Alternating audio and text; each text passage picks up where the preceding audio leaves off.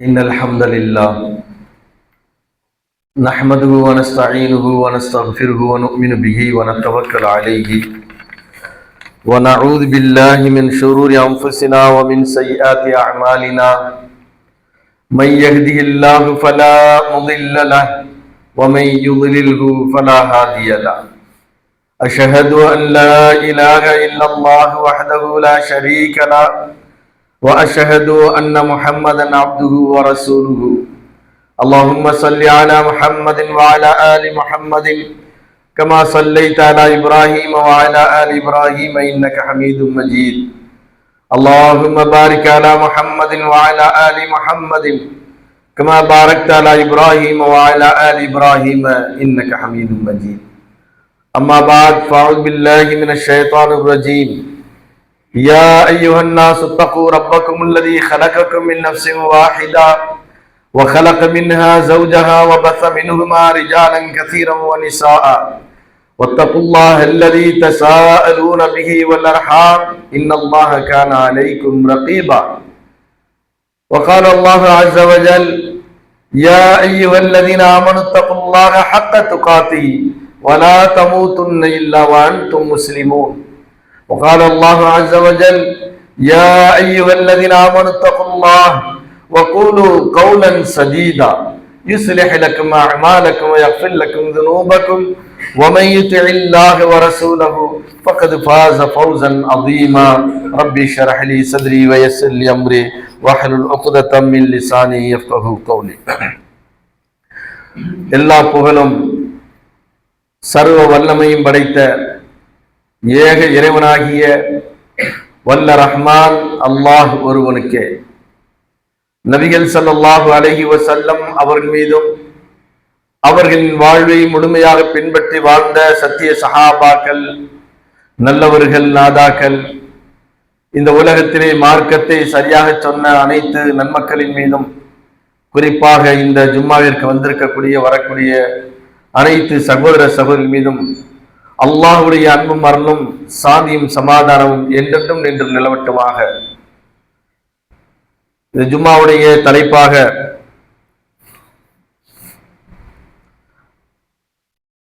மூமின்கள் அல்லாஹ்வை நம்புவார்கள், அதுவே அவர்களின் பண்பாக இருக்கின்றது. ஒரு மூமினுக்கு அடையாளமாக அல்லாஹ்வை நம்புவது என்பதுதான் அடிப்படையான ஒரு பண்பாக இருக்கின்றது. மூமின் என்றாலே நம்பிக்கை தான். அந்த நம்பிக்கையில் என்ன அவருக்கு வர வேண்டும் என்றால் அல்லாஹ்வின் மீது முழுமையான நம்பிக்கை வர வேண்டும். அதற்கு அரபியிலே தவக்கல் என்பார்கள், நம்பிக்கை.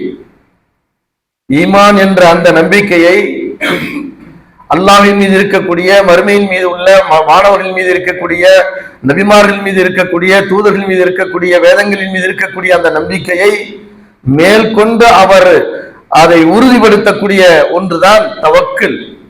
அந்த நம்பிக்கை அந்த மூமினுக்கு இருக்க வேண்டும். இது அந்த மூமினுடைய பண்பாக இருக்கின்றது. குர்ஆனிலே அல்லாஹ் பல இடங்களிலே சொல்லும் பொழுதெல்லாம் தவக்கலு, நீங்கள் அல்லாஹ் மீது நம்பிக்கை வையுங்கள், இன் குன்தும் முஃமினீன் என்றுதான் இணைத்து இணைத்து சொல்லுவார். சுமார் 6 இடங்களில் அது வருகின்றது.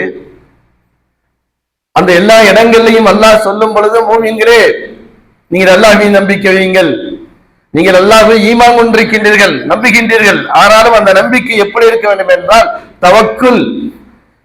இந்த உலகத்தில் நடக்கின்ற அனைத்து காரியங்களாக இருந்தாலும் சரி, அது நல்லது கெட்டது அத்தனையும், ஒரு எந்த அளவிற்கு என்று சொன்னால் ஒரு மரத்துடைய இலை உதிர்ந்து கீழே விழுவதாக இருந்தாலும் சரி, ஒரு காருள் கம்பி இருக்கக்கூடிய ஒரு பாறைக்கு அடியிலே ஒரு கரம் இரும்பு ஊர்ந்து சென்றாலும் சரி, அத்தனையும் அல்லாஹ்வின் நாட்டப்படி, அல்லாஹ்வின் விதிப்படிதான் நடக்கின்றது என்ற ஆழமான நம்பிக்கை உங்களுக்கு இருக்க வேண்டும். என்றால் நம்முடைய வாழ்க்கையிலே நடக்குகின்ற நல்லவைகள் கெட்டவைகள் அத்தனைக்கும் யார் பொறுப்பாக இருக்கின்றார்? அல்லாஹ் பொறுப்பாக இருக்கின்றார். நிச்சயமாக இந்த உலகத்தில் இருக்கின்ற எல்லா மக்களுக்கும் எல்லா காலங்களிலும், எல்லா சூழ்நிலைகளும், சந்தர்ப்பங்களிலும் நல்லதே நடந்து கொண்டிருக்குமா என்றால் கிடையாது.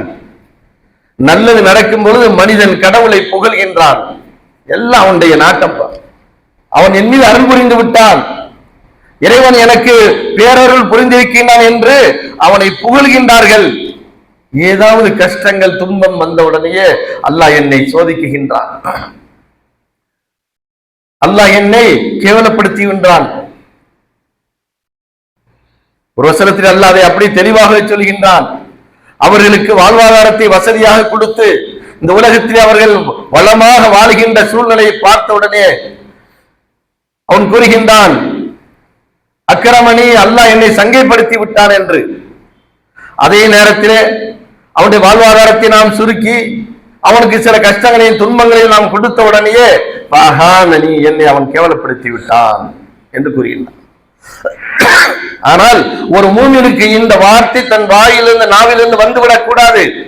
அது நல்லது நடந்தாலும் சரி, நம்முடைய வாழ்க்கையில் கெட்டது நடந்தால் எது நடந்தாலும் அல்லாஹுடைய நாட்டப்படிதான் நடக்கின்றது என்ற அந்த உயர்ந்த பண்பு யாரிடத்தில் இருக்கின்றதோ அவர்கள் தான் உண்மையான மூமின்கள் என்பதற்காக வேண்டித்தான் அல்லாஹ் அந்த ஃபத்தவக்கலு, அல்லாஹ்வை நீங்கள் நம்புங்கள், இன் குன்தும் முஃமினீன், நீங்கள் அல்லாஹ்வை நம்பியவர்களாக இருந்தால். ஆகையினால் ஒவ்வொரு காரியம் எதுவாக இருந்தாலும் சரி, அந்த நம்பிக்கை இல்லை என்றால் நாம எதுவாவது ஒரு துன்பத்தை சந்தித்தால் உடனே நமக்கு மனசுக்குள்ள கவலை வரும். அந்த பிரச்சனை எப்படி சமாளிக்கிறது, இவ்வளவு பெரிய பிரச்சனை வந்துருச்சே, இதை எப்படி நான் சால்வ் பண்றது என்று அதிலேயே அவர்கள் மூழ்கி விடுவார்கள். அதிலிருந்து வெளியே வருவதற்கு அவர்களுக்கு வழி காண முடியாது. ஆனால் அல்லாஹ்வுடைய நாட்டம் தான் இது, எனவே இந்த நாட்டத்தின் அடிப்படையில் நமக்கு நடந்திருக்கின்றது என்ற ஒற்றை வார்த்தையின் மூலியமாக அதிலிருந்து ஈஸியா அவர் வெளியே வந்து விடுவார். அதான் மூமின்களுக்கு அல்லாஹ் கொடுக்கக்கூடிய ஆறுதலான வார்த்தை. அல்லாஹ் நாடினால் நடந்து விட்டது.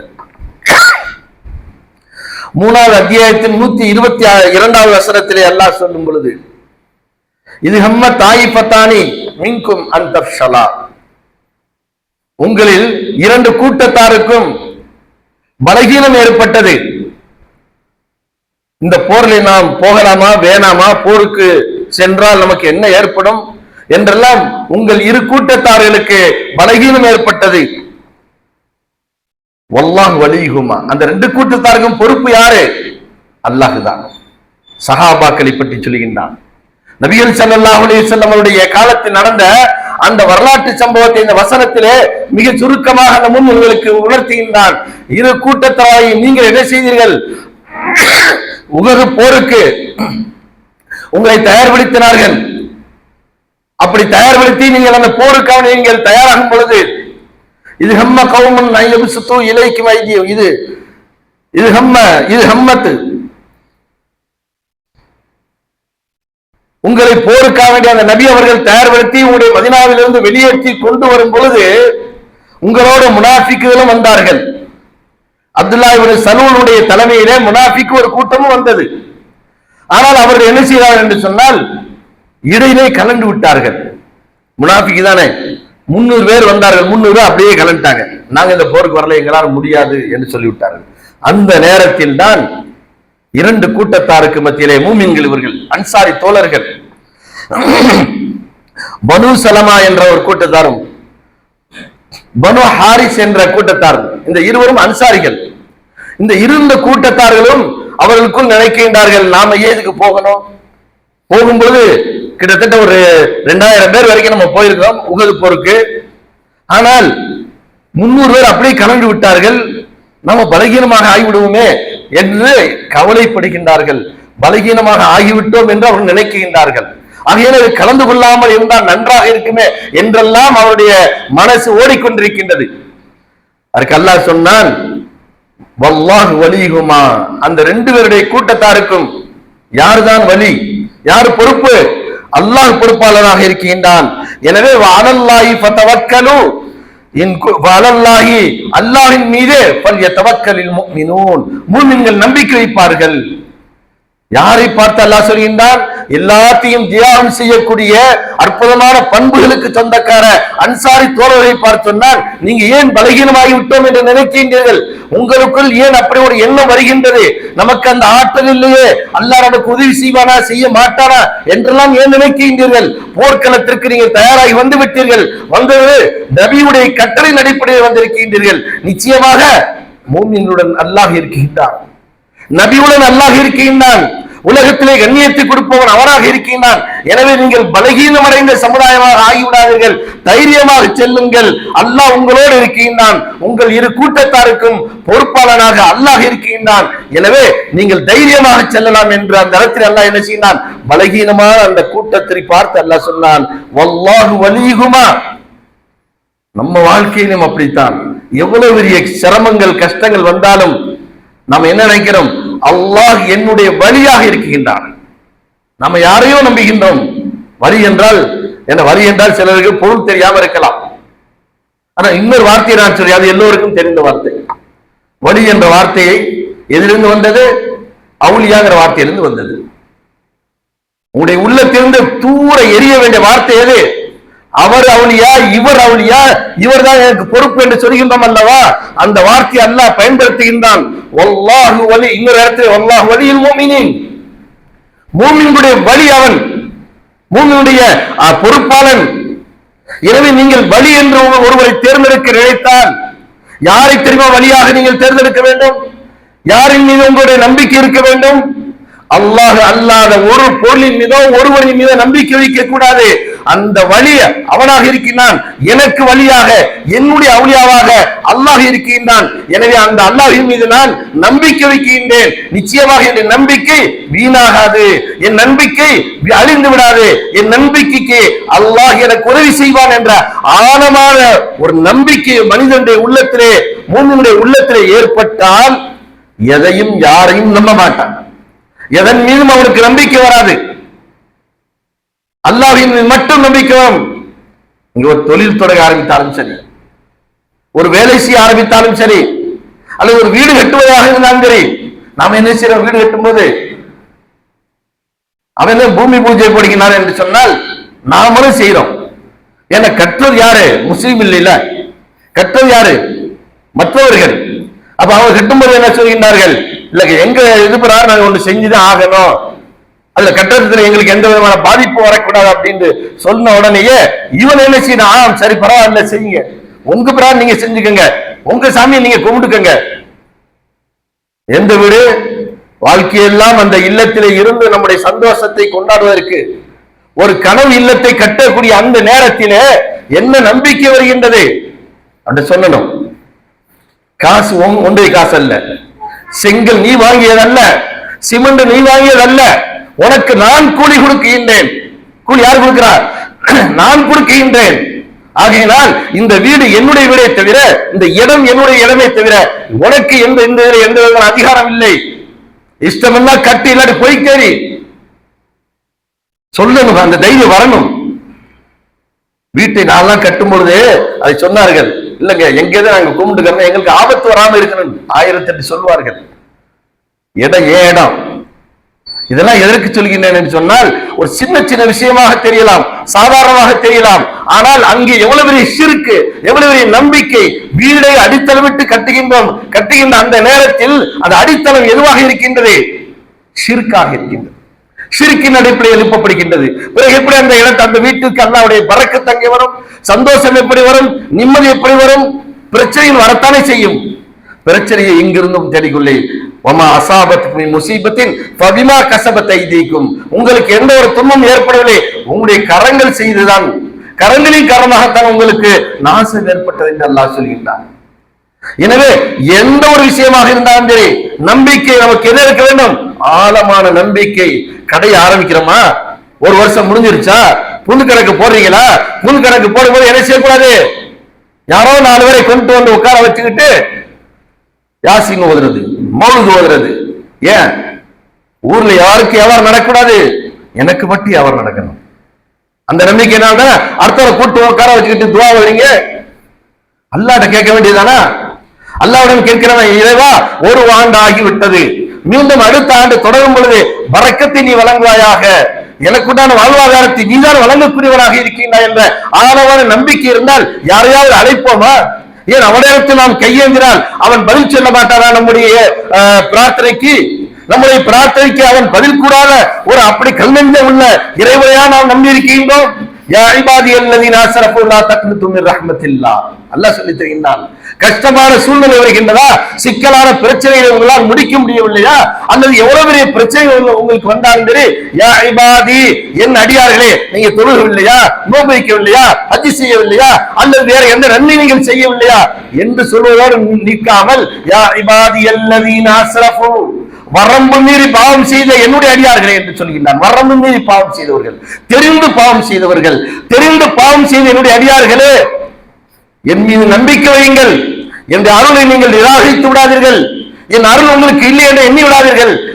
யா இபாதி அல்லதீன அஸ்ரஃபு லா தக்னது மின் ரஹ்மத்தில்லாஹி இன்னல்லாஹ யக்ஃபிரு ذுனூப ஜமீஆ இன்னஹுல் கஃபூருர் ரஹீம். உங்களுடைய எல்லா பாவங்களையும் நான் மன்னிக்கின்றேன்.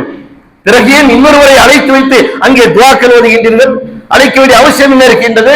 உங்களுக்கு அவர் என்ன புரோக்கரா? அல்லாஹ்வுக்கும் உங்களுக்கும் மத்தியில் அவர் என்ன இடைத்தரகர்? அவரு எவரும் தரகர் கிடையாது. இங்க இதான் நம்பிக்கைங்கிறது. நம்முடைய வாழ்க்கையில நம்பிக்கைன்னு 1000 தடவை சொல்லுவோம், நான் அல்லாஹ்வை நம்புறேன், அல்லாஹ் எனக்கு நம்பிக்கை என்று சொல்லிக் கொண்டு என்ன செய்வோம்?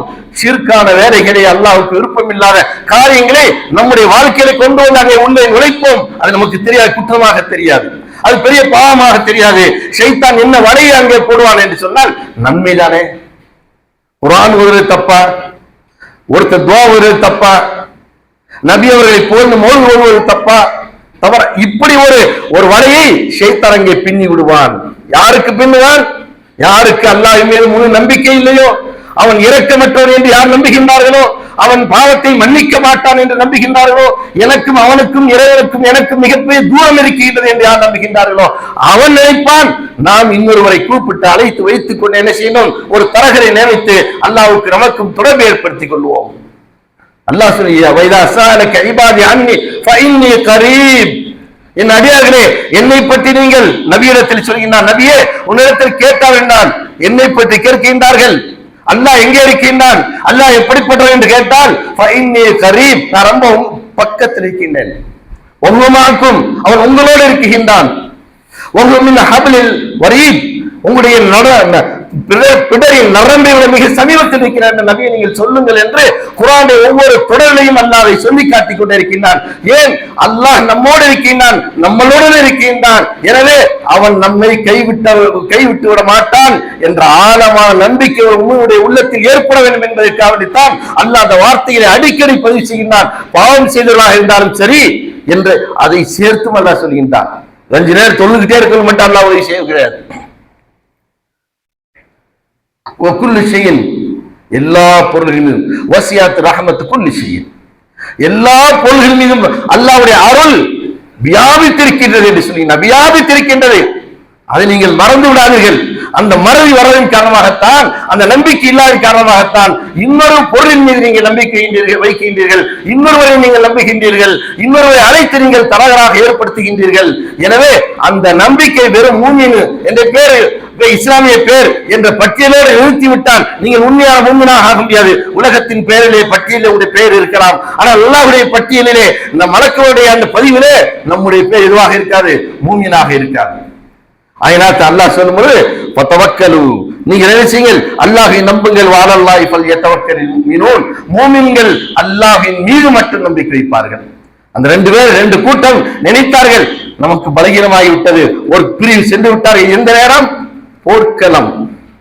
போர்க்களத்தில் இறக்கப்பட்ட அந்த வசனம், கவலைப்படாதீர்கள் பனு சலமாவை நீங்கள் கவலைப்படாதீர்கள், பனு ஹாரிஸை நீங்கள் கவலைப்படாதீர்கள், செல்லுங்கள்.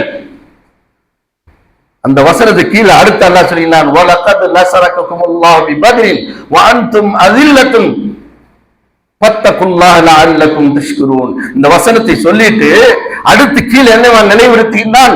முஸ்லிம்களுக்கு எப்படியெல்லாம் அல்லாஹ் அந்த இறை நம்பிக்கை ஏற்பட வேண்டும் என்பதற்காக வேண்டி அந்த சம்பவங்களை எல்லாம் நினைவுறுத்தி காட்டுகின்றான். வலகத் நஸரககுமுல்லாஹு பிபத்ரின், பத்ர் என்ற அந்த போர்க்களத்தில் நீங்கள் சந்தித்தீர்கள் அல்லவா, நீங்கள் எப்படி இருந்தீர்கள்? வஅன்தும் அதில்லத்துன், மிக அற்பமான சொற்பமான கூட்டமாக இருந்தீர்கள். அல்லாஹ் உங்களுக்கு உதவி செய்யவில்லையா? 3 1 மடங்கு தானே நீங்கள் இருந்தீர்கள். அப்பொழுது யார் உங்களுக்கு உதவி செய்தது? அல்லாஹ் தானே உதவி செய்தான். எனவே அல்லாஹ் உங்களுக்கு உதவி செய்வான். வெற்றிய தோல்வி அது அல்லாஹ்வுடைய கையில் இருக்கின்றது. வெற்றியும் தோல்வி உங்க கையில கிடையாது, அது நீங்கள் நிர்ணயிக்க முடியாது. எனவே வெற்றியையும் கொடுப்பதும் தோல்வியை கொடுப்பதும் என் கையில் இருக்கின்றது. எதற்கு நீங்கள் கிளம்பி விட்டீர்களோ அதற்கு செல்லுங்கள், அல்லாஹ் உங்களுக்கு உதவி செய்வான் என்று அதற்கு அடுத்த ஒரு வசனத்தை, ஒரு வரலாற்று சம்பவத்தை அந்த சஹாபாக்களுக்கு நினைவுறுத்துகின்றான். எனவே நாம் நம்முடைய வாழ்க்கையில் எதுவாக இருந்தாலும் சரி அல்லாஹ்வுடைய நம்பிக்கை ஆழமாக இருக்க வேண்டும். 3வது அத்தியாயத்தின் 160வது வசனத்திலே வஇயன்சுருக்குமுல்லாஹு ஃபலா காலிப லக்கும், அல்லாஹ் உங்களுக்கு உதவி செய்ய நினைத்து விட்டால் உங்களை வெற்றி கொள்ளுவர் இந்த உலகத்தில் எவரும் இல்லை என்றார். இது போருக்கு மட்டுமல்ல. ஏன் இந்த வசனம், நான் சொல்லக்கூடிய எல்லா வசனங்களுமே போர் சம்பந்தமாக இருக்கும். காரணம் என்ன என்பதை சொல்லுகின்றேன் கடைசியாக. அல்லாஹ் உங்களுக்கு உதவி செய்ய நினைத்தால் உங்களை வெற்றி கொள்வதற்கு உலகத்தில் எவருக்கும் சக்தி இல்லை. உங்களுக்கு அவன் தோல்வியை தர வேண்டும் என்று நாடிவிட்டால், உங்களுக்கு அவன் தோல்வியை தர வேண்டும் என்று நாடிவிட்டால் உங்களுக்கு உதவி செய்வது யார் இருக்கின்றார்? உங்களுடைய ஆயுதமோ, உங்களுடைய பலமோ, உங்களுடைய அந்த மிலிட்டரியுடைய மக்களுடைய தொகையோ, இந்த தொகை அதெல்லாம் எதுவும் கிடையாது. உங்களுக்கு தோல்வியை அவன் கொடுக்க வேண்டும் என்று நாடிவிட்டால் உங்களுடைய பணபலம், உங்களுடைய அதிகார பலம், உங்களுடைய கூட்டம் எதுவும் உங்களுக்கு பயனளிக்காது. உலகமே ஒரு பக்கம் என்றாலும் நீங்கள் ஒரு பகுதியில் என்று அல்லாஹ்வின் முழு நம்பிக்கை வைத்தால், உங்களுக்கு உதவி செய்ய நாடிவிட்டால் அவன் உதவி செய்வான். வெற்றி கொள்வதற்கு உங்களால் எவரும் முடியாது. நீங்கள் எல்லோரும் ஒன்று சேர்ந்து ஒருவரை அழிக்க நினைத்தாலும் அது முடியாது. அப்ப அல்லாஹ்வுடைய உதவி இல்லாமல் இந்த உலகத்திலே வெற்றியும் தோல்வியும் நிர்ணயிக்கப்படவில்லை என்பதை ஆழமாக நீங்கள் பதித்து வைத்துக் கொள்ளுங்கள் என்ற வசனத்திலே சொல்லிவிட்டு தான் அல்லாஹ் சொல்லுகின்றான், வஅலல்லாஹி ஃபல்யதவக்கலில் முஃமினூன், அல்லாஹ்வின் மீது முஃமின்கள் நம்பிக்கை வைக்கட்டும், அல்லாஹ்வின் நம்பிக்கை வைக்கட்டும். எவ்வளவு கஷ்டங்கள் துன்பங்கள் எது வந்தாலும் சரி, அல்லாஹ் எனக்கு என்ற நோயை கொடுத்து விட்டானா, எனக்கு வறுமையை தந்து விட்டானா, என்ற குடும்பத்திலே கஷ்டம் தீரவில்லையா, ஒரு கஷ்டத்திற்கு பின்பு அடுத்தடுத்து தொடராக வந்து கொண்டிருக்கின்றதா, சொல்வார்கள் கந்திஷ்டி. அதனால அதுக்கு ஏதாச்சும் ஒரு பரிகாரம் பண்ணுங்க. என்ன பரிகாரம்? அதுக்கு பரிகாரம் வேற ஒன்றும் இல்லை, கையேந்த வேண்டியதான். அல்லாஹ், இறைவா என் வாழ்க்கையிலே தொடர்ச்சியாக துன்பங்கள் என்னை தொடர்ந்து கொண்டே இருக்கின்றது, நான் அது தப்பிக்க வேண்டும் என்று நினைத்தாலும் கூட அது என்னை விட்டு விலகவில்லை, கஷ்டமும் துன்பமும் கவலையும் என்னை ஆட்கொண்டு விட்டது. இறைவா இதை தீர்க்கக்கூடிய வேற யாரும் இல்லை, நீ ஒருவனால் ஒன்னால் மட்டுமே முடியும் என்ற அந்த நம்பிக்கையோடு அல்லாஹ்விடத்தில் கேட்டால் அல்லாஹ் கொடுப்பான். ஆனா உடனே கொடுக்கணுமா? அது தேவையில்லை. அவ்வளவு சஹாபாக்களுக்கு, எவ்வளவு சஹாபாக்கள் அல்லாஹ்வின் எந்த அளவுக்கு நம்பிக்கை வைத்திருந்தார்கள். அந்த நம்பிக்கையை 1000 பங்கு வைத்து அதில் ஒரு பங்கை 90 பங்கு 99 பங்கில் விட்டுவிட்டால் பாக்கி இருக்கக்கூடிய ஒரு பங்கு நம்ம ஈமான். நம்ம ஈமான் எப்படிப்பட்ட ஈமான்? 0.1 அந்த நம்பிக்கை நம்ம இருக்கிறோம். ஆனால் 100% நம்பிக்கை வைத்திருந்த சத்திய சஹாபாக்களுக்கு என்ன ஏற்பட்டது? பலகீனம் ஏற்பட்டது. அந்த சஹாபாக்களை பார்த்து சொன்னான், வல்லாஹு வலியுமா, உங்கள் இருவருக்கும் அவன்தான் வலியாக இருக்கின்றான். எனவே அல்லாஹ் உதவி செய்ய நாடினால் இந்த உலகத்தில் உங்களை வெற்றி கொள்ள ஒருவராலும் முடியாது. அதே நேரத்தில் அல்லாஹ் உங்களை கைவிட வேண்டும் என்று நாடிவிட்டால், உங்களுக்கு அழிவை தர வேண்டும் என்று நாடிவிட்டால், தொழிலே நஷ்டத்தை தர வேண்டும் என்று நாடிவிட்டால், குடும்பத்திலே பிரச்சனைகளை கொடுக்க வேண்டும் என்று அவன் நாடிவிட்டால் தொடர்ச்சியாக வந்து கொண்டே இருக்கும். அதற்கு நீங்கள் எந்த வழியும் தேட வேண்டியதில்லை. அல்லாஹ் தன்னை கையில வைத்திருக்கிறான். வலில்லாஹி முல்கு ஸமாவாதி வல் அர்த் ஃபாத்திரு ஸமாவாதி வல் அர்த் காலிகு ஸமாவாதி வல் அர்த், வானத்தை படைத்தவர் அவனாக இருக்கின்றான், பூமியின் அதிபதியாக அவனாக இருக்கின்றான். வலில்லாஹி ஹஸாயினு ஸமாவாதி வல் அர்த், வானபூமியுடைய பொக்கிஷம் அவனுடைய கையில் இருக்கு. எல்லாம் குர்ஆன்ல அல்லாஹ் சொல்லியிருக்கின்றான். வானபூமியுடைய ஒட்டுமொத்த பொக்கிஷம் யார் கையில் இருக்குது? எந்த அவுலியா கையிலும் இல்லை, எந்த கயிறிலும் இல்லை, எந்த தாயத்திலும் இல்லை, எந்த மனிதனுடைய கையிலும் கிடையாது, அல்லாஹ்வுடைய கையில் இருக்கின்றது. வலில்லாஹி ஹஸாயினு ஸமாவாதி வல் அர்த், வானபூமியுடைய பொக்கிஷம் அவன் கையில் இருக்கின்றது. அவன் நினைத்தால் நாடியவர்களுக்கு ரிஸ்கன் வாசியன் விசாலமாக அவன் தருகின்றான். அதே நேரத்தில் வயக்கு திருமை நாடியவர்களுக்கு சுருக்கி விடுகின்றான். வறுமையின்றி கடைக்கோடியிலும் அல்லாஹ் தள்ளி விடுவான். எப்படி வாழ வைப்பார் அது அவனுடைய கையில் இருக்கின்றது. அதை பற்றி நீங்கள் சிந்திக்க வேண்டாம். வேறு மாற்று வழியை தேர்ந்தெடுத்து விடாதீர்கள். இன்னொரு வழியே கிடையாது. அந்த வழியிலே நீங்கள் சென்றால் நரகத்தின் படுகொலையிலே நீங்கள் செல்ல வேண்டியது இருக்கும். நரகத்திற்கு செல்ல வேண்டியது. இதே வசனத்திலே, இதற்கு முந்தைய வசனத்தில் யாரை பற்றி அல்லாஹ் சொல்கிறான்னு சொன்னால், முனாஃபிக்குகளை பற்றி அல்லாஹ் அங்கு சொல்லித்தர, இந்த முனாஃபிக்குகள் பிரிந்து போனார்களே, அப்படி பிரிந்து போவதனால் அவர்கள் இந்த உலகத்திலே வெற்றியடை போகின்றார்களா? உலகத்திலே சந்தோஷமா இருக்க போகின்றார்களா? கிடையாது.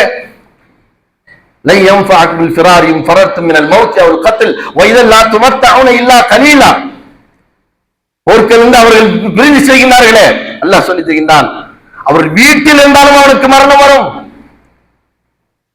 பிள்ளை அவனுக்கு வீட்டில் இருந்தாலும் மரணம் வந்தே தீரும். போர்க்களத்தில் போய் உயிரோடு வர வேண்டும் என்றாலும் அவருடைய நாட்டம் என்றால் வராது, மௌத்து. எனவே மௌத்துக்கு பயந்து யாரும் பின்வாங்க வேண்டாம். அப்படி என்றால் ஆழமான நம்பிக்கை, எவ்வளவு பெரிய சிரமங்கள், எவ்வளவு பிரச்சனை வந்தாலும் நம்ம வாழ்க்கையை நல்லது கற்று அத்தை நடக்கக்கூடியதாக இருக்கின்றது. எல்லாம் எதனால் தீரும்? அல்லாஹ்வால் தான் தீர்த்து வைக்க முடியும் என்ற அந்த நம்பிக்கை இருக்க வேண்டும். அந்த நம்பிக்கை வாயினால் சொல்வதோடு இருக்கக்கூடாது. ஆனால் அல்லாஹ் சொல்லும் பொழுதெல்லாம் எப்படி சொல்லினான்? மூமின்கள் நம்பிக்கை வைக்கட்டும். மூமின்தாலும் நம்பிக்கையாளர் தான், எத்தவக்கல் தான் நம்பிக்கையாளர் தான். அகன் உங்களுடைய பண்பு எப்படி இருக்க வேண்டும்? எவ்வளவு பெரிய சிரமங்கள், கஷ்டங்கள், துன்பங்கள், துயரங்கள் வந்தாலும் அந்த முழுமையான நம்பிக்கை அல்லாஹ்வின் மீது இருக்க வேண்டும். 5வது வசனம் 5வது அத்தியாயம் 11வது வசனத்திலே அல்லாஹ் சொல்லும் பொழுது, இது ஹம்ம கௌமன் ஐ யபசுத்து இலைக்கும் ஐதீஹும் ஃபகஃப ஐதீஹும் அன்கும் ஃபதவக்கல்லாஹ வ அலல்லாஹி ஃபதவக்கலு இன் குன்தும் முஃமினீன். ஒரு கூட்டம் உங்களின் மீது கை வைக்க நாடியது. இது ஹம்ம கௌமன் ஐ யபசுத்து இலைக்கும், தங்களுடைய கைகளை நீட்டினார்கள், தங்களுடைய கைகளை ஆயுதத்தை தூக்கினார்கள், உங்களை அழித்து விட வேண்டும் என்று அவர்கள் நினைத்தார்கள். அப்படி ஒரு கூட்டம் உங்கள் மீது கை வைக்கும் பொழுது அவருடைய கரங்களை நாம் தடுத்து விட்டு உங்களுடைய கரத்தை அவர் மீது வைக்க நாம் நாடினோம். எனவே அல்லாஹ்வை நீங்கள் பயந்து கொள்ளுங்கள். வஅலல்லாஹி ஃபல்யதவக்கலில் முஃமினூன், அல்லாஹ்வின் மீது மூமின்கள் நம்பிக்கை வைப்பார்கள். நபிகள் ஸல்லல்லாஹு அலைஹி வஸல்லம் ஒரு போர்க்களத்துக்கு போயிட்டு வர்றாங்க. போயிட்டு வந்து ஒரு இடையிலே மதிய நேரம், கையில் உள்ளவரை தூக்கம் என்று சொல்வார்கள். மதியம் ஒரு 11 மணிக்கு அல்லது ஒரு 10:30 மணி 12 மணிக்கு லொஹருக்கு முன்பு ஒரு சிறு தூக்கம், அது ஒரு சுன்னத்தாக இருக்கின்றது. அந்த மாதிரி ஒரு சிறு தூக்கம் எல்லாருக்குமே வரும், டியூட்டியில் இருக்கவங்களுக்கு வரும். அந்த மாதிரி அந்த தூக்கம் வரும் பொழுது என்ன செய்தார்கள்? ஒரு பெரிய படர்ந்த காடு, அந்த காட்டிலே முள்வெளி, அதிலே அனைவர்களுமே அங்கங்கு ரெஸ்ட் எடுக்கின்றார்கள். புகாரிலே 4135வது செய்தியாக வருகின்றது. ஜாபீர் பின் அப்துல்லா ரலியல்லாஹு அவர்கள் அதை விவரிக்கின்றார்கள். நாங்கள் எல்லோரும் அங்கே அயர்ந்து ஒரு சிறு தூக்கத்திலே இருந்து கொண்டிருந்தோம். நபிகள் ஸல்லல்லாஹு அலைஹி வஸல்லம் அவர்களும் ஒரு முள்ளு செடிக்கு கீழே படுத்திருந்தார்கள். அந்த நேரத்தில் ஆராபியன், ஒரு கிராமவாசி அங்கிருந்து வந்து சைஃபன் நபி ஸல்லல்லாஹு அலைஹி வஸல்லம், நபி ஸல்லல்லாஹு அலைஹி வஸல்லம் உடைய வாளை எடுத்துக் கொண்டார். எல்லாம் தூங்கிட்டு இருக்காங்க. தூங்கிட்டு இருக்கும்போது என்ன செய்ய, ஒரு கிராமவாசி அந்த வாளை எடுத்துக்கொண்டு அந்த இடத்துல கேட்கின்றார். நபிகள் ஸல்லல்லாஹு அலைஹி வஸல்லம் அந்த சத்தம் கேட்டு அப்படி முடிச்சிடுறாங்க. முடிச்சன்ன மை யம்னஅகும் மின்னி, எல்லாம் தூங்கிட்டு இருக்காங்க, யாருமே எந்திரிக்கல.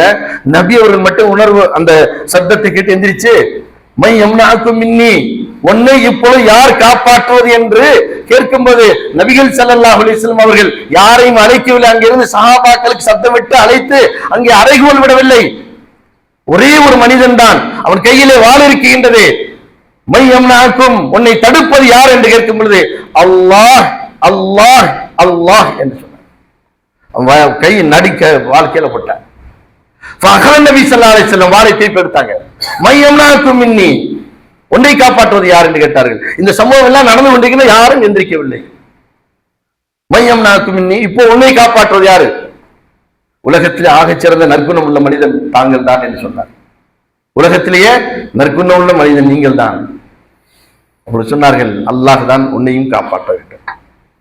இந்த நிகழ்ச்சிக்கு பின்புதான் அங்கே அயர்ந்து தூங்கி கொண்டிருந்த சஹாபாக்களை எல்லாம் சப்தமிட்டு அழைத்தார்கள்.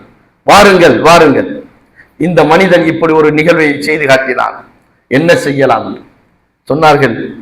நபி அவர்களை கொள்வதற்கு உனக்கு எப்படி தைரியம் வந்தது என்று அவர்கள் வாளை எடுத்தார்கள். அல்லாஹுடைய தூதர் சொன்னார், யாரும் எதுவும் செய்துவிட வேண்டாம், அவர் போகட்டும்.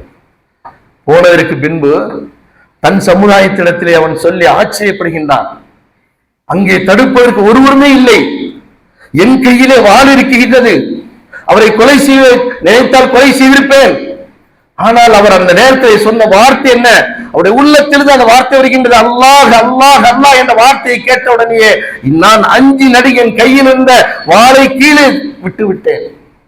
இவ்வளவு ஆழமான நம்பிக்கை ஒரு மனிதனுடைய உள்ளத்தில் இருக்கிறது என்று சொன்னால் நிச்சயமாக நாம் எல்லாம் அல்லாஹ் அல்லாஹ் என்று சொல்லிக் கொண்டிருக்க. ஏன்னா அரபுகளுக்கு எல்லோருக்கும் தெரியும் அல்லாஹ் ஒருவன் இருக்கின்றான் என்று. எவரும் அல்லாஹை மறுக்கவில்லை, நம்மை போன்றுதான் அவர்களும்.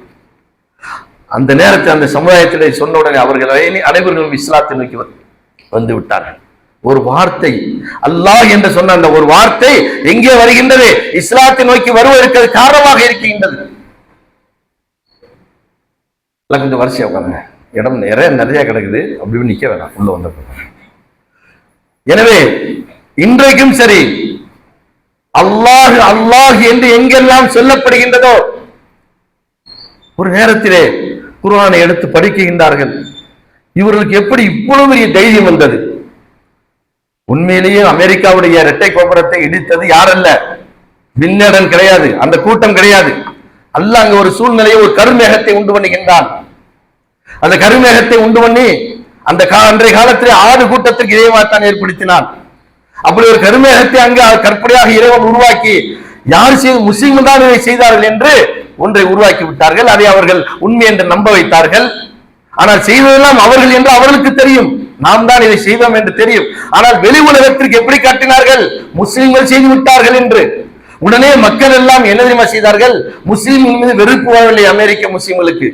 அமெரிக்க அந்த நாட்டு மக்களுக்கு என்னவில்லை, வெறுப்பு வரவில்லை. அந்த மக்கள் எல்லாம் யோசனை செய்யறாங்க. என்ன யோசனை? இவ்வளவு பெரிய பெண்டகங்கிற நகரம் இருக்கின்றதே, அந்த நகரத்தில் குண்டூசி வந்தாலும் எங்களுடைய அந்த ஐந்தோமை தவிர தடுக்காமல் செல்ல முடியாது, அப்படி என்றெல்லாம் அப்படி பிரம்மாண்டமாக கட்டி வைத்திருந்த அந்த கோட்டைக்கு இடையிலே எப்படி பிளைட் உள்ள வந்துச்சு? இந்த தைரியம் அந்த முஸ்லிம்களுக்கு எப்படி வந்தது? இந்த தைரியம் யார் கொடுத்தது? குர்ஆன் தானே அவர்கள் கொடுத்திருக்க வேண்டும். எனவே குர்ஆனை எடுத்து படிக்கின்றார்கள். லட்சக்கணக்கான பிரதிகள் சவுதியிலிருந்து செல்கின்றது. எங்கே செல்கின்றது? அமெரிக்காவுக்கு செல்கின்றது. என்ன ஏற்பட்டது? நிறைய முஸ்லிம்கள் வர ஆரம்பித்தார்கள்.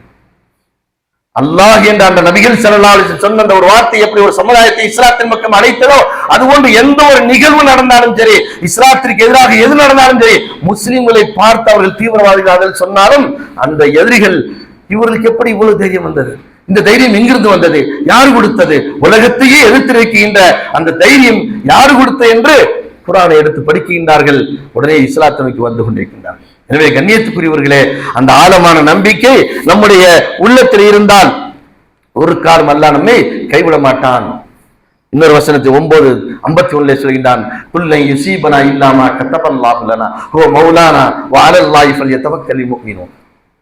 குல்லை யுஸீபனா, எந்த முசீபத்தும் உங்களுக்கு வராது. 9:51 உங்களுடைய உள்ளத்திலே ஆழமாக பதித்து வைத்துக் கொள்ளுங்கள்.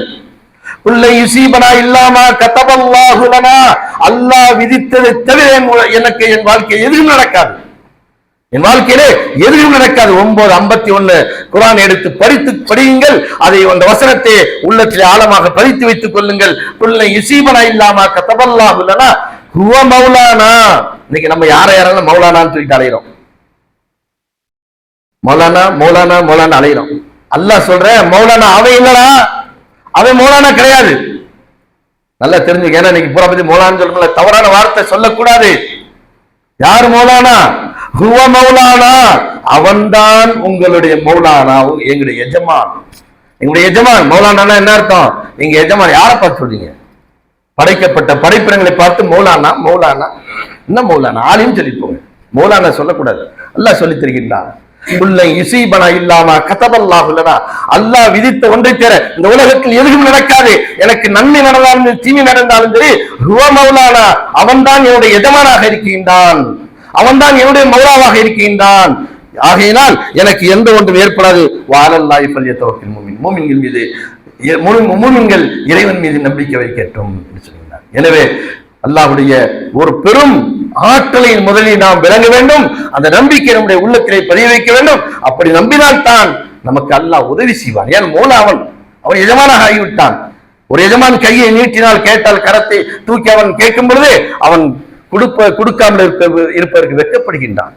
நிச்சயமாக அல்லாஹ் நமக்கு உதவி செய்வான். எனவே கண்ணியத்துக்குரியவர்களே, எல்லாம் அல்லாஹ் நம் அனைவர்களுக்கும் எல்லா விதமான உதவிகளையும் செய்து நம் அனைவர்களையும் இந்த உலகத்திலும் மறு உலகத்திலும் கண்ணியமாக வாழ வைப்பதற்கு அல்லாஹ் அருள் புரிவானா என்று கேட்டேன். உரையை நிறைவு செய்ய வாக்குதான். கண்ணியத்துக்குரிய அல்லாஹ்வுடைய நல்லடியார்களே, இந்த நம்பிக்கையை பற்றி நாம் பார்த்தோம். இது ஏதோ ஒரு 1400 ஆண்டுகளுக்கு முன்பு நடந்த ஒரு கற்பனையான வரலாறுகளை நீங்கள் சொல்லிக் கொண்டிருந்தீர்கள். இந்த போருடைய அந்த இடத்தில் தான் அல்லாஹ் இந்த வார்த்தையெல்லாம் ஏன் பயன்படுத்தினான் என்றால், ஒரு மனிதனுடைய வாழ்க்கையிலேயே நிற்கதியாக நிற்கக்கூடிய இடம் எது? போர்க்களம் தான்.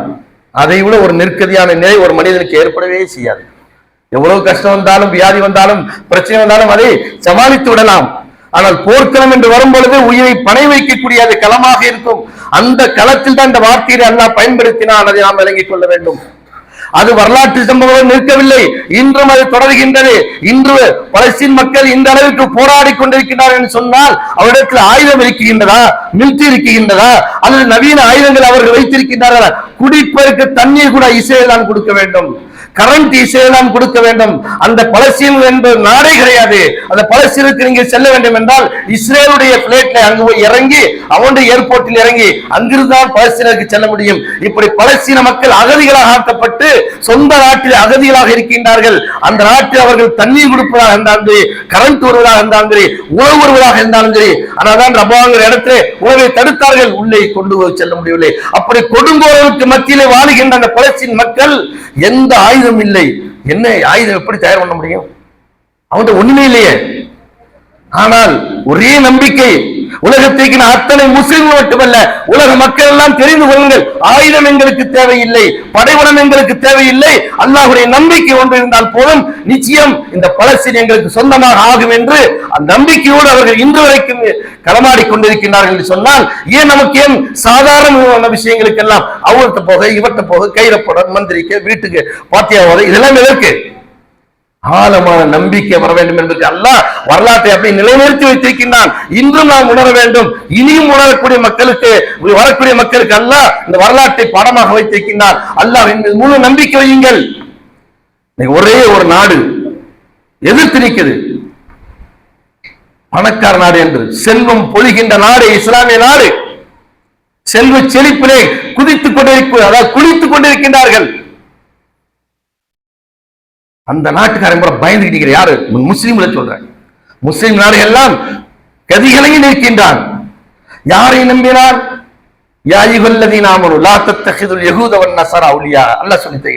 மூமின்களே, யூதர்களையும் நஸ்ரானிகளையும் உங்களுக்கு பாதுகாவலராக ஏற்படுத்தாதீர்கள் என்று வல்ல ரஹ்மான் தன்னுடைய அருள்மறையிலே பட்டவர்த்தனமாக அரபி வாசகத்தில் சொல்லப்பட்ட அந்த சமுதாயம் யாரை நம்பிக்கொண்டிருக்கின்றது? யூதர்களையும் கிறிஸ்தவர்களையும் நம்பிக்கொண்டிருக்கின்றது.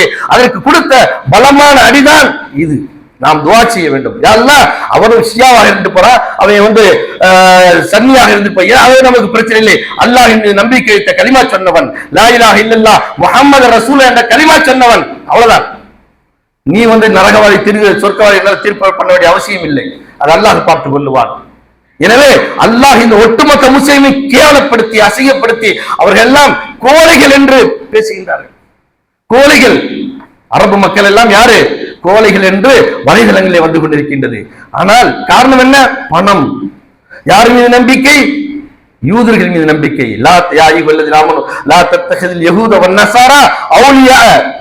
அவர்களை அவுலியாக்களாக ஏற்படுத்தாதீர்கள். அப்படி நீங்கள் ஏற்படுத்தினால் நீங்கள் அவர்களில் உள்ளவர்கள் அல்ல. முடிச்ச நீங்க முஸ்லிம்கள் கிடையாது. பேர் எப்படி நம்ம முஸ்லிம் பேரை வச்சுக்கிட்டு கண்டதில் நம்பிக்கை வைக்கின்றோமோ அது போன்ற அவர்கள் முஸ்லிம். அதுலயும் குறிப்பாக துபாய் இருக்கு பாத்தீங்களா, அது முஸ்லிமே கிடையாது. விபச்சாரம் சர்வசாதாரணம், மது சர்வசாதாரணம். நாட்டில் அனுமதி. ஒரு பள்ளியாசம் முன்னாடி போய் விபச்சாரம் விடுதி இருக்குது. பள்ளியாசம் முன்னாடி ஒருத்தர் போய் கம்ப்ளைண்ட் பண்ணா சொல்றாங்க, உனக்கு அல்லாஹ் வேணுமா பள்ளிக்கு போ. யார்? போலீஸ். அல்லாஹ் துன்யா வேணுமா அங்க போ. பாதுகாப்பு கொடுக்கப்படுகிறது. இது முஸ்லீம் நாடா? அல்லாஹ் காப்பாற்ற. எனவே முஸ்லிம் என்று சொன்னால் மட்டும் அல்லாஹ் நமக்கு வெற்றியை கொடுத்து விட மாட்டான். அந்த ஆழமான நம்பிக்கை, இறைவன் மீது நம்பிக்கை வைத்தால் அல்லாஹ் நமக்கு வெற்றியை கொடுப்பான். எல்லாம் அல்லாஹ் ஜல்ல ஷானுஹு தஆலா உலகத்திலே முஸ்லிம்களுக்கு மகத்தான வெற்றியை கொடுத்து, கண்ணியத்தை கொடுத்து, மறு உலகத்தின் சொர்க்கவாதிகளாக நம்மை ஆக்குவதற்கு அருள் புரிவானாக என்று கேட்டு உரையை நிறைவு செய்கின்றேன். வஆகிர் தஅவானா அல்ஹம்துலில்லாஹ்.